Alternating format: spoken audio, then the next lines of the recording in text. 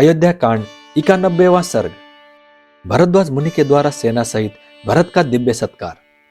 जब भरत ने उस आश्रम में ही निवास का दृढ़ निश्चय कर लिया, तब मुनि ने कैकेयी कुमार भरत को अपना आतिथ्य ग्रहण करने के लिए न्योता दिया। ये सुनकर भरत ने उनसे कहा, मुने, वन में जैसा आतिथ्य सत्कार संभव है वो तो आप पाद्य, अर्घ्य और फलमूल आदि देकर कर ही चुके। उनके ऐसा कहने पर भरद्वाजी भरत से हंसते हुए से बोले, भरत, मैं जानता हूं मेरे प्रति तुम्हारा प्रेम है, अतः मैं तुम्हें जो कुछ दूंगा उसी से तुम संतुष्ट हो जाओगे। किंतु इस समय मैं तुम्हारी सेना को भोजन कराना चाहता हूं। नरश्रेष्ठ, इससे मुझे प्रसन्नता होगी, और जिस तरह मुझे प्रसन्नता हो वैसा कार्य तुम्हें अवश्य करना चाहिए। पुरुष प्रवर, तुम अपनी सेना को किस लिए इतनी दूर छोड़कर यहां आए हो? सेना सहित यहां क्यों नहीं आए? तब भरत ने हाथ जोड़कर उन तपोधन मुनि को उत्तर दिया, भगवान, मैं आपके ही भय से सेना के साथ यहां नहीं आया। प्रभु, राजा और राजपुत्र को चाहिए कि वे सभी देशों में प्रयत्न पूर्वक तपस्वी जनों को दूर छोड़कर रहें, क्योंकि उनके द्वारा उनके कष्ट पहुंचने की संभावना रहती है। भगवान, मेरे साथ बहुत से अच्छे अच्छे घोड़े, मनुष्य और मतवाले गजराज हैं, जो बहुत बड़े भूभाग को ढककर मेरे पीछे पीछे चलते हैं। वे आश्रम के वृक्ष, जल, भूमि और पर्णशालाओं को हानि न पहुंचाए, इसलिए मैं यहाँ अकेला ही आया हूं। तदंतर उन महर्षि ने आज्ञा दी कि सेना को यहीं ले आओ। तब भरत ने सेना को वहीं बुलवा लिया। इसके बाद मुनिवर भरद्वाज ने अग्निशाला में प्रवेश करके जल का आचमन किया और ओट पहुंचकर भरत के आतिथ्य सत्कार के लिए विश्वकर्मा आदि का आवाहन किया। वे बोले, मैं विश्वकर्मा त्वष्टा देवता का आवाहन करता हूं। मेरे मन में सेना सहित भरत का आतिथ्य सत्कार करने की इच्छा हुई है। इसमें मेरे लिए वे आवश्यक प्रबंध करें जिनके अगुआ इंद्र हैं। उन 3 लोकपालों का अर्थात इंद्र सहित यम, वरुण और कुबेर नामक देवताओं का मैं आवाहन करता हूं। इस समय भरत का आतिथ्य सत्कार करना चाहता हूं। इसमें मेरे लिए वे लोग आवश्यक प्रबंध करें। पृथ्वी और आकाश में जो पूर्व एवं पश्चिम की ओर प्रवाहित होने वाली नदियां हैं, उनका भी मैं आवाहन करता हूं। वे सब आज यहाँ पधारे। कुछ नदियां मेरे ये प्रस्तुत करें, दूसरी अच्छी तरह तैयार की हुई सुरा ले आवे, तथा अन्य नदियां ईर्ख के पौरों में होने वाले रस की भांति मधुर एवं शीतल जल तैयार करके रखें। मैं वृषवावसु, हाहा और हुहु आदि देव गंधर्वों का तथा उनके साथ समस्त अप्सराओं का भी आवाहन करता हूँ। घृताची, वृक्षवाची, मिश्रकेशी, अल्मबुसा, नागदत्ता, हेमा, सोमा तथा अद्रिकृत स्थली अथवा पर्वत पर निवास करने वाली सोमा का भी मैं आवाहन करता हूँ। जो अप्सराएं इंद्र की सभा में उपस्थित होती हैं तथा जो देवांगनाएं ब्रह्मा जी की सेवा में जाया करती हैं, उन सबका मैं तुम्बुर के साथ आवाहन करता हूँ। वे अलंकारों तथा नृत्य गीत के लिए अपेक्षित अन्य अन्य उपकरणों के साथ यहाँ पधारे। उत्तर कुरु वर्ष में जो दिव्य चैत्र रथ नामक वन है, जिसमें दिव्य वस्त्र और आभूषण ही वृक्षों के पत्ते हैं और दिव्य नारियां ही फल हैं, कुबेर का वो सनातन दिव्य वन यहीं आ जाए। यहाँ भगवान सोम मेरे अतिथियों के लिए उत्तम अन्न, नाना प्रकार के भक्ष्य, भोज्य, लेहा और चौसे की प्रचुर मात्रा में व्यवस्था करें। वृक्षों से तुरंत चुने गए नाना प्रकार के पुष्प, मधु आदि पेय पदार्थ तथा नाना प्रकार के फलों के गूदे भी भगवान सोम यहाँ प्रस्तुत करें।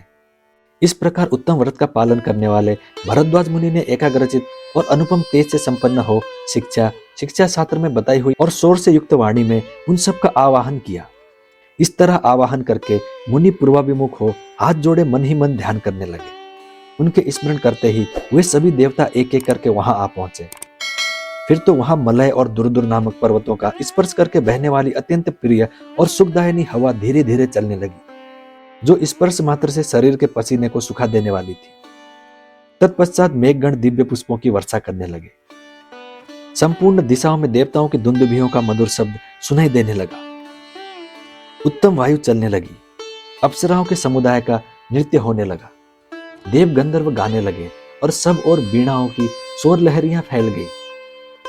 संगीत का वह शब्द पृथ्वी, आकाश तथा प्राणियों के कर्ण कुहरों में प्रविष्ट होकर गूंजने लगा। आरोह अवरोह से युक्त वह शब्द कोमल एवं मधुर था, समताल से विशिष्ट और लय गुण से संपन्न था।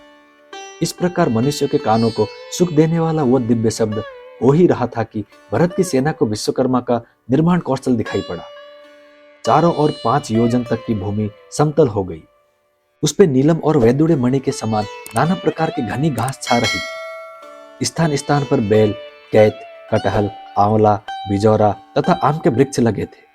जो फलों से सुशोभित हो रहे थे। उत्तर कुरुवर्ष से दिव्य भोग सामग्रियों से संपन्न चैत्र रथ नामक वन वहां आ गया। साथ ही वहां की रमणीय नदियां भी आ पहुंची, जो बहुसंख्यक तटवर्ती वृक्षों से घिरी हुई थी। उज्ज्वल 4-4 कमरों से युक्त गृह अथवा गृहयुक्त चबूतरे तैयार हो गए। हाथी और घोड़ों के रहने के लिए शालाएं बन गई। अट्टालिकाओं तथा सतमंजिले महलों से युक्त सुंदर नगर द्वार भी निर्मित हो गए। राज परिवार के लिए बना हुआ सुंदर द्वार से युक्त दिव्य भवन श्वेत बादलों के समान शोभा पा रहा था। उसे सफेद फूलों की मालाओं से सजाया और दिव्य सुगंधित जल से सींचा गया था। वह महल चौकोना तथा बहुत बड़ा था। उसमें संकीर्णता का अनुभव नहीं होता था। उसमें सोने, बैठने और सवारियों के रहने के लिए अलग अलग स्थान थे। वहां सब प्रकार के दिव्य रस, दिव्य भोजन और दिव्य वस्त्र प्रस्तुत थे। सब तरह के अन्न और धुले हुए स्वच्छ पात्र रखे गए थे। उस सुंदर भवन में कहीं बैठने के लिए सब प्रकार के आसन उपस्थित थे और कहीं सोने के लिए सुंदर सैयाएं बिछी थी। महर्षि भरद्वाज जी की आज्ञा से कैकेयी पुत्र महाबाहु भरत ने नाना प्रकार के रत्नों से भरे हुए उस महल में प्रवेश किया। उनके साथ साथ पुरोहित और मंत्री भी उसमें गए। उस भवन का निर्माण कौशल देखकर उन सब लोगों को बड़ी प्रसन्नता हुई। उस भवन में भरत ने दिव्य राज सिंहासन, चंवर और छत्र भी देखे तथा वहां राजा श्री राम की भावना करके मंत्रियों के साथ उन समस्त राजभोग्य वस्तुओं की प्रदक्षिणा की। सिंहासन पर श्री रामचंद्र जी महाराज विराजमान है, ऐसी धारणा बनाकर उन्होंने श्री राम को प्रणाम किया और उस सिंहासन की भी पूजा की। फिर अपने हाथ में चंवर ले वे मंत्री के आसन पर जा बैठे। तत्पश्चात पुरोहित और मंत्री भी क्रमशः अपने योग्य आसनों पर बैठे। फिर सेनापति और प्रशस्ता छावनी की रक्षा करने वाले भी बैठ गए। तदंतर वहां 2 ही घड़ी में भरद्वाज मुनि की आज्ञा से भरत की सेवा में नदियां उपस्थित हुई, जिनमें कीच के स्थान में खीर भरी थी। उन नदियों के दोनों तटों पर ब्रह्मर्षि भरद्वाज की कृपा से दिव्य एवं रमणीय भवन प्रकट हो गए थे, जो चूने से पुते हुए थे। उसी मुहूर्त में ब्रह्मा जी की भेजी हुई दिव्य आभूषणों से विभूषित 20,000 दिव्यांगनाएं वहां आईं। इसी तरह सुवर्ण, मणि, मुक्ता और मूंगों के आभूषणों से सुशोभित कुबेर की भेजी हुई 20,000 दिव्य महिलाएं भी वहां उपस्थित हुई, जिनका स्पर्श पाकर पुरुष उन्मादग्रस्त सा दिखाई देता है। इनके सिवा नंदवन से 20,000 अप्सराएं भी आई। नारद, तुम्बुरु और गोप अपनी कांति से सूर्य के समान प्रकाशित होते थे। ये तीनों गंधर्वराज भरत के सामने गीत गाने लगे। अलम्बुसा, मित्रकेशी, पुंडरीका और वामना, ये 4 अप्सराएं भरद्वाज मुनि की आज्ञा से भरत के समीप नृत्य करने लगी। जो फूल देवताओं के उद्यानों में और जो चैत्ररथ वन में हुआ करते थे, वो महर्षि भरद्वाज के प्रताप से प्रयाग में दिखाई देने लगे। भरद्वाज मुनि के तेज से बेल के वृक्ष मृदंग बजाते, बेहड़े के पेड़ सम्या नामक ताल देते और पीपल के वृक्ष वहां नृत्य करते थे। तदंतर देवदारू, ताल, तिलक और तमाल नामक वृक्ष कुबड़े और बौने बनकर बड़े हर्ष के साथ भरत की सेवा में उपस्थित हुए। चिंसपा, आमलकी और जम्बू आदि स्त्रीलिंग वृक्ष तथा मालती, मल्लिका और जाति आदि वन की लताएं नारी का रूप धारण करके भरद्वाज मुनि के आश्रम पर आ बसी। वे भरत के सैनिकों को पुकार पुकार कर कहती थी, मधु का पान करने वाले लोगों, लो ये मधु पान कर लो। तुम में से जिन्हें भूख लगी हो वे सब लोग यहाँ खीर खाओ और परम पवित्र फलों के गूदे भी प्रस्तुत हैं, इनका आस्वादन करो। जिसकी जो इच्छा हो वही भोजन करो। 7-8 तरुणी स्त्रियां मिलकर एक एक पुरुष को नदी के मनोहर तटों पर उबटन लगा लगा कर नहलाती थी। बड़े बड़े नेत्रों वाली सुंदरी रमणीय अतिथियों का पैर दबाने के लिए आई थी। वे उनके भीगे हुए अंगों को वस्त्रों से पोंछकर शुद्ध वस्त्र धारण कराकर उन्हें स्वादिष्ट पेय, दूध आदि पिलाती थी। तत्पश्चात भिन्न भिन्न वाहनों की रक्षा में नियुक्त मनुष्यों ने हाथी, घोड़े, गधे, ऊंट और बैलों को भली भांति दाना घास आदि का भोजन कराया। इक्ष्वाकु कुल के श्रेष्ठ योद्धाओं की सवारी में आने वाले वाहनों को वे महाबली वाहन रक्षक, जिन्हें महर्षि ने सेवा के लिए नियुक्त किया था, प्रेरणा दे देकर गन्ने के टुकड़े और मधुमिश्रित लावे खिलाते थे। घोड़े बांधने वाले सईस को अपने घोड़े का और हाथीवान को अपने हाथी का कुछ पता नहीं था। सारी सेना वहां मत्त प्रमत्त और आनंदमग्न प्रतीत होती थी। संपूर्ण मनोवांछित पदार्थों से तृप्त होकर लाल चंदन से चर्चित हुए सैनिक अप्सराओं का संयोग पाकर निमांकित बातें कहने लगे। अब हम अयोध्या नहीं जाएंगे, दंडकारण्य में भी नहीं जाएंगे। भरत सकुशल रहे, जिनके कारण हमें इस भूतल पर स्वर्ग का सुख मिला, तथा श्री रामचंद्र जी भी सुखी रहे, जिनके दर्शन के लिए आने पर हमें इस दिव्य सुख की प्राप्ति हुई। इस प्रकार पैदल सैनिक तथा हाथी सवार, घुड़सवार, सईस और महावत आदि उस सत्कार को पाकर स्वच्छंद हो उपयुक्त बातें कहने लगे।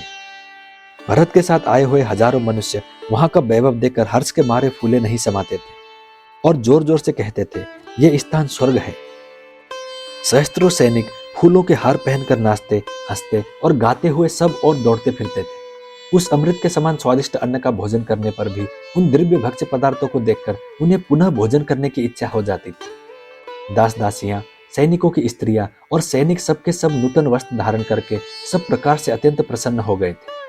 हाथी, घोड़े, गधे, ऊंट, बैल, मृग तथा पक्षी भी वहां पूर्ण तृप्त हो गए थे।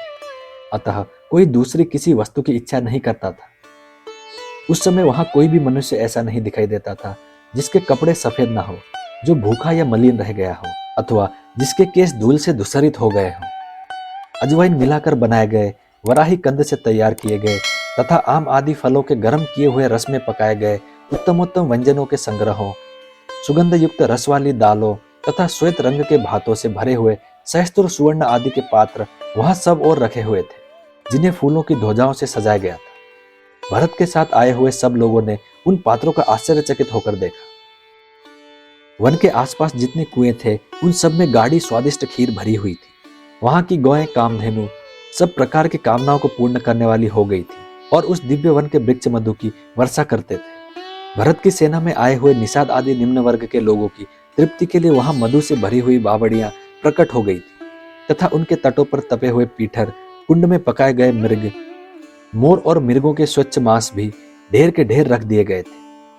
वहां शस्त्रों सोने के अन्न पात्र, लाखों व्यंजन पात्र और लगभग 1 अरब थालियां संग्रहित थी।